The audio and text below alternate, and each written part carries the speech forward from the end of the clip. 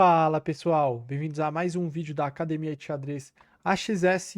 Sou o mestre nacional Kaique Secafim e no vídeo de hoje, pessoal, vou estar trazendo aí uma partida entre o nosso grande mestre Krikor Mekhtarian versus o Hans Niemann, tá? Eles se enfrentaram ontem no Title Tuesday. Para quem não sabe, é um torneio que acontece toda terça-feira e só pode jogar aqueles jogadores que já são titulados, né? E tem um título já no chess.com. Então, fica aí até o final do vídeo, depois a gente vai dar uma olhadinha quem que foi o campeão do torneio. Deixa o like, compartilha o vídeo e vamos lá para a partida. Então, Hans Niemann de brancas começou com E4. Aqui o Krikor faz E5, cavalo F3. E aqui o Krikor resolve jogar a defesa Philidor, né? Bom, então depois de bispo C4, o mais jogado aqui, tá, o mais comum é D4, né? Aproveitando já que as pretas não brigaram pelo centro, né? Que o lance mais natural é o cavalo C6, que já até defende aqui o ponto de D4. Então o mais natural seria jogar D4. Mas o Hans Zimmer escolheu jogar italiana normal. Então depois de cavalo F6, cavalo C3 defendendo o peão. Bispo E7, D3, roque, roque. Agora traz aqui o bispo para E6 para contestar esse bispo. Tem ideias de preparar um D5 mais para frente. E caso aqui o Hanzima tome, ele vai tomar e vai conseguir fazer D5, tá? Esse aqui é um lance bem típico na italiana, né? Então aqui faz A4 o Krikor. Desculpa, o Hans Niemann. O Krikor responde com A5 para evitar a expansão aqui das brancas. Então torre E1. Agora o Krikor resolveu tomar aqui o bispo, né? Ele poderia também desenvolver o cavalo, mas aqui ele resolve tomar e deixar essa estrutura aqui das pretas, né? Porque depois que ele toma, agora as brancas não vai conseguir fazer mais D4, né? A ideia dele era tirar esse D4, né? Caso, por exemplo, ele faça cavalo C6, cavalo D7, aqui o Rosima teria possibilidades de D4, né? Então tomou, toma, agora cavalo em A6, o cavalo vai jogar por essas casas, já que o peão controla aqui, né? E aí as brancas não conseguem expulsar o cavalo da casa de C5, por exemplo. Então, bispo E3, agora B6, cavalo D2, manobrando o cavalo. Cavalo C5, plantou o cavalo em C5. Agora, a ideia era tirar o cavalo para poder fazer F3, né? E defender aqui o peão. E esse cavalo poder ficar livre, né? Para poder ir para D5 ou manobrar aqui, quem sabe, para o ataque, né? Porque senão ele ia ficar aqui, ó, preso na defesa. Então, agora o Krikor resolve trazer o cavalo para D7. Agora tem possibilidade de F5.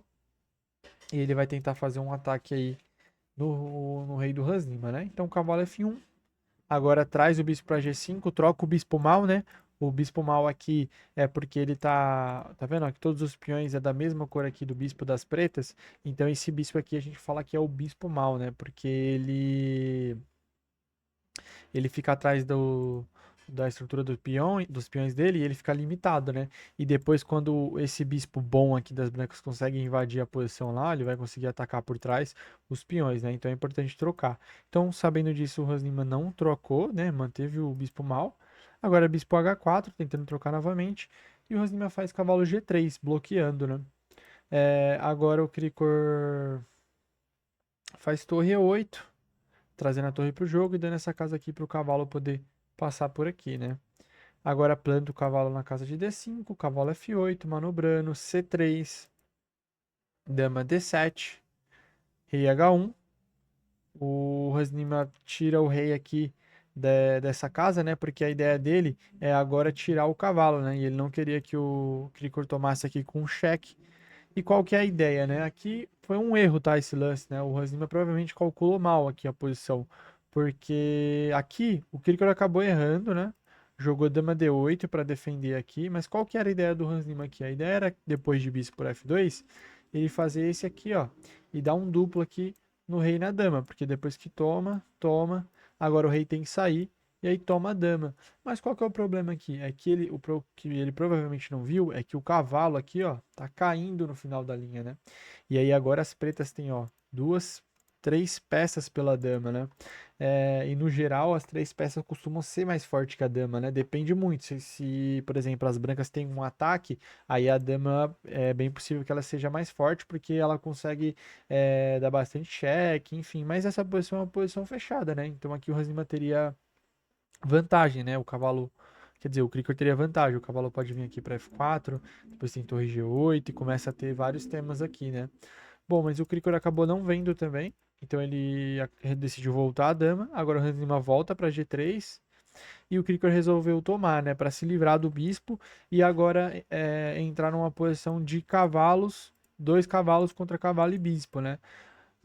No geral, costuma ser mais forte, caso ele mantenha aqui o par de cavalos. Ainda mais nessa posição, que é uma posição que ainda está fechada, né? Então, se a posição continuar fechada, aqui o Krikor vai ter vantagem no final, né? O computador não gosta muito desse lance, né? Ele preferia já plantar o cavalo em F4, porque caso tome, ele toma de peão, e aí sim ele vai conseguir se livrar do bispo mal, né? Mas o Krikor resolveu dar o bispo, agora o Ranzima toma de peão. Então, traz dama D7 de novo, G4, o computador não gosta de novo, mas aí F6, traz o bispo aqui para uma diagonal mais forte, controlando aqui o cavalo F4. Agora o Krikor passa a dama pro ataque, né? Porque agora ele vai fazer H5 e vai tentar atacar aqui, né? Então troca os peões, dama toma. Agora faz B4, já que tá recebendo um ataque aqui na ala do rei. Ele tenta contra-atacar na ala da dama, né? E ao mesmo tempo que ele tá expulsando aqui esse forte cavalo, né? Então o cavalo volta lá para B7. Rei F2 não foi tão bom. E aqui o Krikor faz F5, né? Tentando abrir a posição, já que esse rei aqui aparentemente está meio exposto, né? Mas o lance da H4 aqui era mais forte. Porque o rei teria que vir aqui para E2, né? Porque se ele vem para G1, por exemplo, agora o Krikor tem ideias de rei F7, tá passando a torre aqui pro ataque, né? E a torre junto com a dama tá chegando muito forte, né? E se fizer um lance como G3, por exemplo, simplesmente dama H2, o rei tem que sair e aí no mínimo tá capturando aqui um peão, né? Mas o Krikor não viu, fez F5. Agora torre H1, né? Agora sim ele não deixa chegar o cheque em H4 e agora o Hans Lima ganha a coluna H, né? Então o Krikor volta a dama, toma em F5, dama por F5, torre H4, né? A ideia dele é tentar dobrar aqui, né? E tentar algum tipo de ataque no rei do Krikor. Porém, esse lance não é tão bom. Aí o Krikor toma em B4, retoma, traz o cavalo aqui, né? Trazendo ele para o jogo. Ele pode jogar por F7, tanto defendendo H8, também pode vir para C6 aqui e depois plantar na casa de D4, né? Então A5, agora o Hans Lima trata de fazer um peão passado, troca, troca, o cavalo vem para C6, joga o peão em A6, agora planta o cavalo em D4, bispo por D4, e agora resolve tomar de peão. A ideia é manter esse peão aqui, que controla algumas casas importantes, e agora também a coluna E está aberta, né, para a torre poder jogar, né. Porém, então seguiu com A7, agora D3, de novo, né, tá expandindo, agora quer tentar trazer o cavalo aqui em algum momento, e ou cavalo C5, seguido de torre E2, e tentar algum ataque aqui, né. Nesse momento, a gente pode observar que o Krikor tá com 1 minuto no relógio, o Hans Lima tá com 3 minutos, né, quase 3 minutos, então a vantagem aqui do Hans Lima é grande no relógio, né, e no Title Tuesday não tem acréscimo, né, 5 minutos sem acréscimo. Então, traz a torre aqui para E4, tentando brigar pela coluna. E agora o Krikor faz C6, um lance importante, expulsa o cavalo, depois o cavalo sai atacando a dama. Dama C5 e esse aqui foi um erro, né? Porque agora o Hans Lima pode simplesmente capturar o peão aqui de D3, né? Ao invés de dama C5, o melhor era dama F6. Porque agora, ó, se o Hans Lima capturar aqui o peão, o Krikor vai tomar a torre do Hans Lima, né? E depois de cavalo G4 atacando a dama, aí a dama poderia vir aqui para C3 defendendo aqui o peão, né?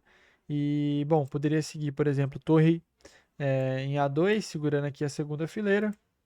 Aí D5 ataca a torre, toma, toma. Torre E3, tentando aqui tomar o peão. Então aqui o Krikor poderia seguir com torre E7 e aí vai retomar lá, né? E se toma aqui em D3, tem cheque em C5 primeiro. Se o rei vir aqui para F1, por exemplo, agora tem ideias de cavalo F4 e aí a torre tem que ir para 3, depois que troca tudo ali em A7, agora o cavalo aqui em F4, olha a função dele, ó, ele defende o peão, né? E aí esse final aqui é um final totalmente empatado, tá? Inclusive aqui o Hans Lima tem que jogar pra empatar, porque ele não consegue atacar o rei do Krikor. E ó, a dama tá cortando aqui a diagonal, o cavalo tá na cara do rei. Então, e além desse peão passado, né? Então, aqui quem tá jogando pra ganhar, na verdade, seria o Krikor, né? Porém, aqui o Krikor errou, jogou dama C5, e aí o Hans Lima captura um peão, e agora a vantagem já começa a ficar grande, né? Então o Krikor toma em A7, provavelmente o Krikor não viu que depois que troca em A7 estaria caindo em D6, né? E depois que cai aqui em D6, o Krikor abandona, né? Ele tem 20 segundos no relógio, 22 segundos no relógio, conta quase 3 minutos, e agora tá caindo aqui o cavalo, tá caindo o peão em C6, e não tem mais o que fazer, né? Então, aqui nessa posição aqui, o Krikor acaba desistindo, né? Depois de lance cavalo C7, por exemplo, dama toma C6, agora ataca a torre, defende aqui a torre, e aí são 2 peões a mais, fora todo o tempo que o Hans Lima tem a mais aqui, né? Então essa foi a partida, vamos dar uma olhadinha como que ficou a classificação aqui. Então, olha lá, pessoal, ó, o campeão dessa semana foi o Nihal Sarin, também um desses. Ele também é da mesma geração do Gukesh, do Pragnananda, do Erigaize também, né? Eu acho que ele até talvez seja um pouco mais velho, eu não tenho certeza. Eu lembro que o Nihal foi o primeiro a aparecer. E depois os outros acabaram disparando um pouco e ele ficou meio pra trás, né? Mas ele ainda é um forte jogador, né? Um dos melhores do mundo também, né? Ó, o Hans Lima acabou na oitava posição. Olha lá, o Nakamura, ó, terminou na 10ª posição, né? O Nakamura que costuma brigar aqui pelo top 3, geralmente. E bom, olha lá, no top 22 temos o Krikor, tá? O Krikor fez um baita torneio aqui, tá? Fez 8 pontos, é muito ponto, né? Para um torneio de 11 rodadas onde estavam os melhores do mundo ali, né? Então, enfim, esse foi o vídeo. Espero que vocês tenham gostado. Se gostou, deixa o like, compartilha o vídeo, siga a gente nas redes sociais e até a próxima.